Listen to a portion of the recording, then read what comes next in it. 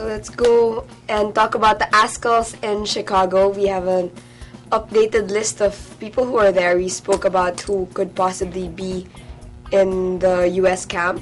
And so Nate, why don't you share with us what you know? Of course, I will. I'm kidding.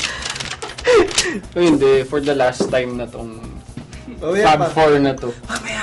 Mamaya na. Relax. Okay. Let's talk about the players So, okay, in Chicago. As of the last list, and of course you guys are free to append and to correct, those who are there are the Angeles Twins, of course. Ian Araneta, Misak, Ali, Chiefy, Jeff Christens, of course, who was on the show a few weeks back with the Angeles Twins. Ref Quaresma as well.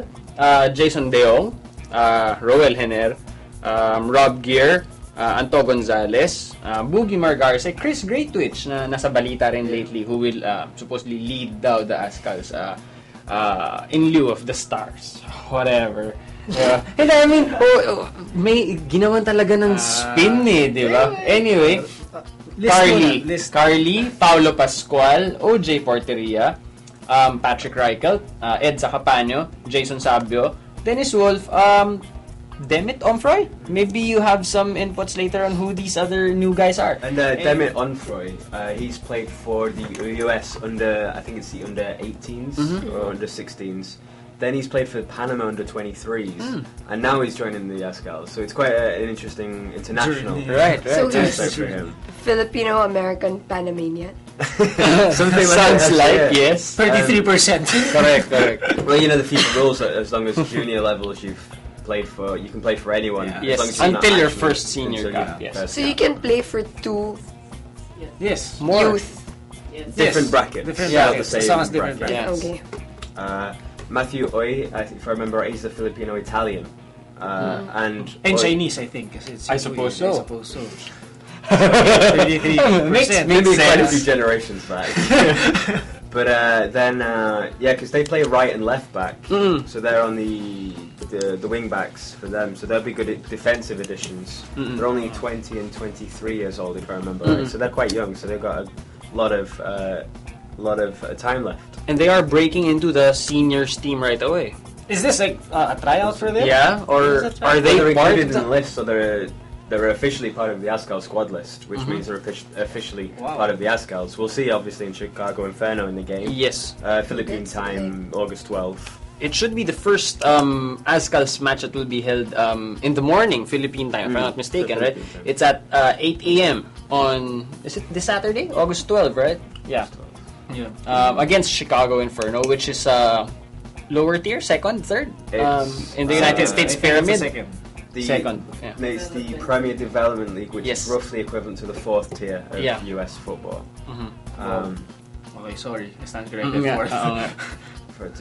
Though Omfroy, we were just talking before, he has got one appearance in the MLS, which is at the highest tier. Which side did he Toronto play for? FC. Toronto FC. Right. And got one good, there. I mean, this is off topic, but one thing that maybe a lot of people don't know about Demit Omfroy is that he has MS, multiple sclerosis. So props to the guy. Props to the guy. A lot of Be respect. able to play Of course. at a high level, not course. just for fun. And What's your excuse, Alvin? If Demit has... You can throw it back to me, you know? It's okay. It's okay. It's your last time. And we're gonna No, I'm just doing this to motivate you. We're looking forward to seeing Alvin. Oh yeah. Pretty soon. Wow. Okay, ganun. What a nice way to motivate you, right? Pressure is sakit. Damn it. Omfroy and Oy, they are Yes. clubless now, so they could be signed up by some UFL teams. Omfroy particularly would be a good acquisition. So there may be a transfer. We're talking about possible tryouts. I mean, I heard there are a bunch of names floating around that will There's try this other guy who's 1/4, 1/8 Filipino, is this? 1/16 daw eh. Oh, ang layo. Pero What's his still, name? diba? Props to this guy for trying out. So apparently there are tryouts. What's his also. name again? Josh I saw Boone? him on someone's Twitter. He's Yeah. Misa's roommate, Okay. and he looks very, very Caucasian. Yeah. Because you see Misa That's and politically correct. and he looks a lot more Pinoy now when Misa looks but okay. when he's beside this other guy. His Josh Lola. Boone. Yeah. Lola Espinay. So I think I have to see a picture of this. Well, guy. that should be interesting, huh? I mean, if he gets to play for the national team. I mean, what any Do we have any info? Information What's about- his position? Does he play for any? No. none. Wait, he used to play for. Let me check. Okay, Well, sure. we'll check, but you Sige. know, to our followers who do have more tidbits on these other players, please feel free to tweet us and get us informed. Of course. And then, apart from that match against Chicago Inferno, of course, they are playing the weekend after, still at 8 a.m. Manila time, the U.S. Virgin Islands. So, pretty interesting. We only hear about this country in the Olympics, di ba? Yeah.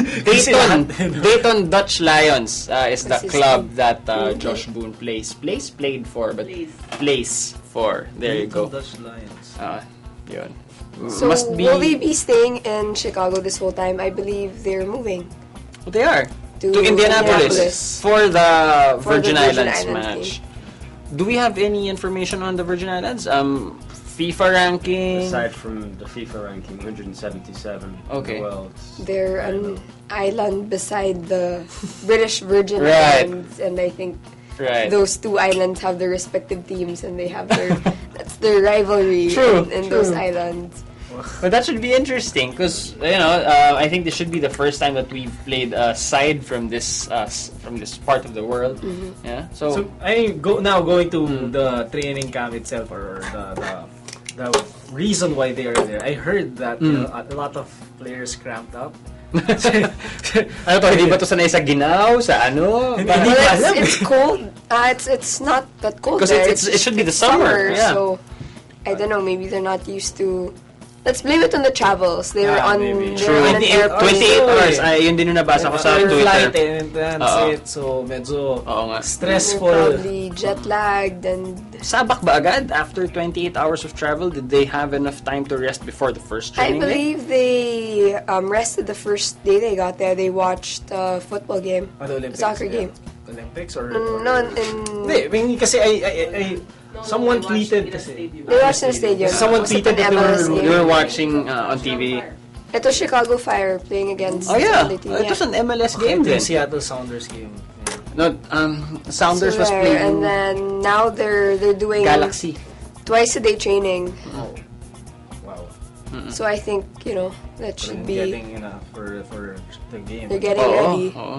Getting ready. It would have been interesting to see them play against an MLS side though, no? I mean, at least, di ba? LA Well, Galaxy. yeah, they have. Wag naman! New York Red Bulls naman. Kaya DC. Ano, Diba? Tim Cahill, And- Thierry Henry, Si Henry Alessandro andyan, Nesta. diba? So let's put that on the wish list Oo for nga. the next Oo US nga. tour. Sana naman. O kaya New York Portland Red Bulls Timbers, Seattle Sounders, yung mga wild yung fans. Diba? Ba't kasi may wild yung fans? Para makatikim sila ng Okay. hostile crowd.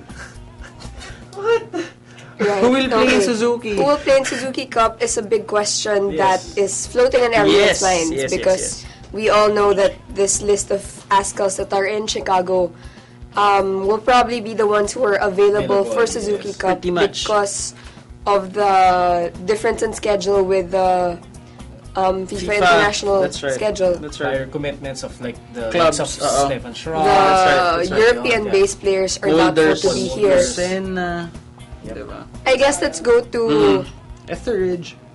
going into these matches. Who do you think will be the starting 11 for Chicago Inferno? Una ka na. Sige. Sure na ako eh. Hindi, kasi pareho andyan si Ano ko eh. si Chiefy tsaka si Misak. So, Ay, hindi. For sure, Chiefy will start. oo. There, ako Sige. na. Sige. Yeah, he'll captain the side. Yeah, he's captain. Oo, kasi wala si ano eh, no? I would suppose Carly will start also. If starting 11 nga. At ito nga, binubuo nga natin isa-isa. Mahina ako sa Bilisan math. mo. Ako lang ba? Kayo rin, di ba? Kaya nga, bilisan mo. Active 11 for Kaya the 11. O, league. sige. Um, Keeper. By position. Okay. Keeper. Wala. Ed sa Paul- Capanyo lang yun. Paulo Pas- Hindi ako Ed sa Capanyo, Paul kung saan ang Ikaw. Ed sa Paulo well, Pascual. true.